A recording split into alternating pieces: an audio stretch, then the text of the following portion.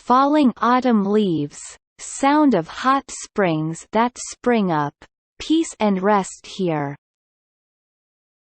On the way back from visiting Hanes no Sado, the inner part of Kyoto, and going over the steep Hanes Pass, there is a turning point for Momoi's farewell.